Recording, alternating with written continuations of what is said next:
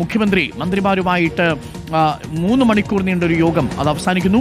മുഖ്യമന്ത്രി 110 സീറ്റുകളിൽ വിജയസാധ്യതയാണ്. ജില്ലാ അടിസ്ഥാനത്തിൽ തന്നെ മന്ത്രിമാർ പ്രവർത്തിക്കുക, താഴെത്തട്ടിലിറങ്ങി പ്രവർത്തിക്കാനുള്ള നിർദ്ദേശങ്ങൾ നൽകുന്നു.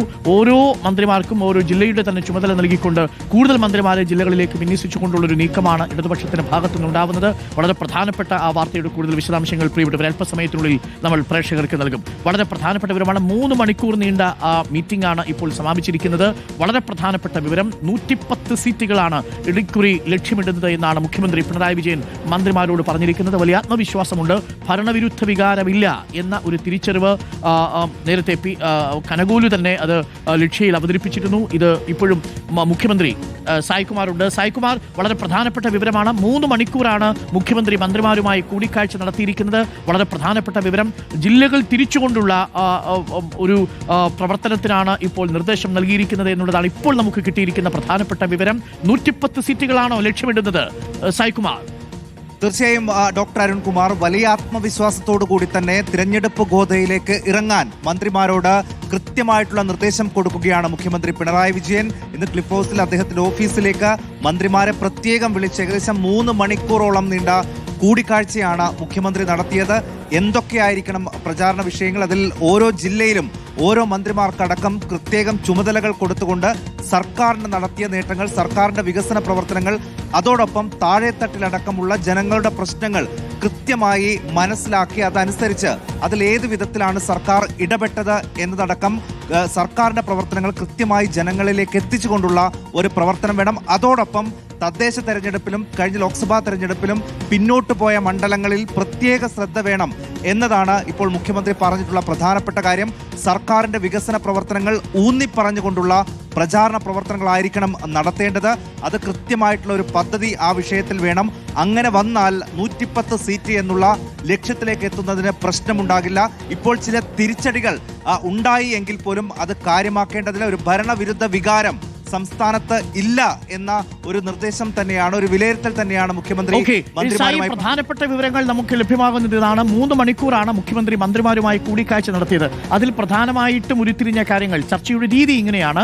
1, ഭരണവിരുദ്ധ വികാരമില്ല എന്നുള്ളതാണ് മുഖ്യമന്ത്രിയും മന്ത്രിമാരും വിലയിരുത്തിയിരിക്കുന്നത്. ഒരു ഭരണവിരുദ്ധ വികാരമായിട്ടല്ല അലയടിച്ചിരിക്കുന്നത്.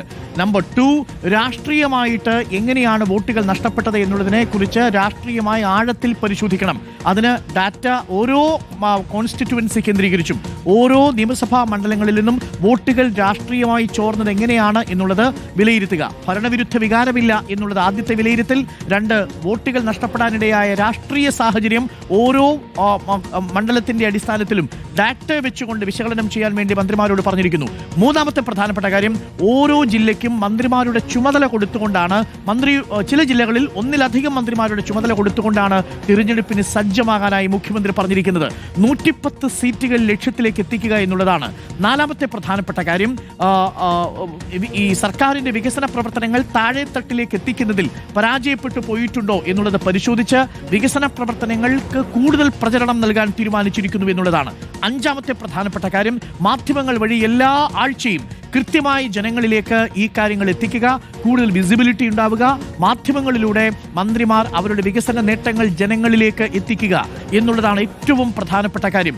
അതിലേറ്റവും നിർണായകമായത് ഭരണവിരുദ്ധ വികാരമില്ല എന്ന വിലയിരുത്തലും 110 സീറ്റുകൾ വരെ നിലവിലത്തെ സാഹചര്യത്തിൽ ഇനിയുള്ള സമയം ശക്തമായ പ്രചരണം നടത്തിയാൽ എങ്ങനെയാ നമുക്ക് നേടാൻ കഴിയുമെന്നൊരു ആത്മവിശ്വാസമാണ് ഇപ്പോൾ മുഖ്യമന്ത്രി മന്ത്രിമാരുമായിട്ട് നടത്തിയ കൂടിക്കാഴ്ചയിൽ പറഞ്ഞിരിക്കുന്നത്. 3 മണിക്കൂറാണ് സായ്കുമാർ ഇപ്പോൾ കൂടിക്കാഴ്ച നടത്തിയിരിക്കുന്നത്. അതിൽ പ്രധാനമായിട്ടും പറഞ്ഞിരിക്കുന്നത് ജില്ലാ അടിസ്ഥാനത്തിൽ മന്ത്രിമാർ പ്രവർത്തിക്കുക, ഭരണവിരുദ്ധ വികാരം ഇല്ലാത്തത് കൊണ്ട് തന്നെ പക്ഷേ വോട്ടുകൾ ചോർന്നത് എങ്ങനെയെന്നുള്ളതിനെ കുറിച്ചുള്ള കൃത്യമായ ഡാറ്റ വിശകലനം നടത്തണം എന്നാണ് മുഖ്യമന്ത്രി തന്നെ പറഞ്ഞിരിക്കുന്നത്. ഓരോ മണ്ഡലങ്ങളും എടുത്തുകൊണ്ടാണ് അത്തരം ഡാറ്റ വിശകലനം നടത്തേണ്ടത് എന്നുകൂടി പറയുന്നു. രാഷ്ട്രീയ വോട്ട് ചോർന്നത് പരിശോധിക്കുക എന്നുള്ളതാണ്. ജില്ലയിൽ മന്ത്രിക്കും ചില ജില്ലകളിൽ മന്ത്രിമാർക്കും ചുമതല കൊടുക്കുക. പരമാവധി വികസന നേട്ടങ്ങൾ താഴെത്തട്ടിലേക്ക് എത്തിക്കുക. അതിന് ഓരോ ആഴ്ചയും മന്ത്രിമാർ നിർബന്ധമായും മാധ്യമങ്ങളിലൂടെ ആ കാര്യങ്ങൾ പ്രചരിപ്പിക്കുക എന്നുള്ളതാണ്. അതായത് വികസന പ്രവർത്തനങ്ങൾ താഴെത്തട്ടിലെത്തുന്നത് എങ്ങനെയോ കൃത്യമായിട്ട് നമുക്ക് കമ്മ്യൂണിക്കേറ്റ് ചെയ്യാൻ പറ്റാതെ പോയിട്ടുണ്ട്. അതുകൊണ്ട് ഈ വികസന നേട്ടങ്ങൾ ജനങ്ങളിലേക്ക് എത്തിക്കുക എന്നതാണ് ലക്ഷ്യം വയ്ക്കുന്നത് എന്നാണ് ഇപ്പോൾ നമുക്ക് മനസ്സിലാക്കാൻ സാധിക്കുന്നത്.